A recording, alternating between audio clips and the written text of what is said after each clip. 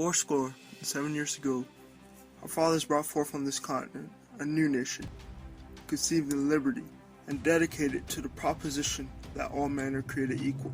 Now we're engaged in a great civil war, testing whether that nation, or any nation so conceived and so dedicated, can long endure. We are met on a great battlefield of that war.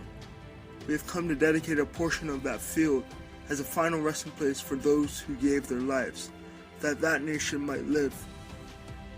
It is altogether fitting and proper that we should do this, but in a larger sense, we cannot dedicate, we cannot consecrate, we cannot hallow this ground.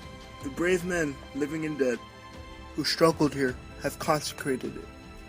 Far above our poor power to add or detract, the world will little note nor long remember what we say here, but it can never forget what they did here. It is for us, the living, rather to be dedicated here to the unfinished work, which they who fought here have thus far so nobly advanced.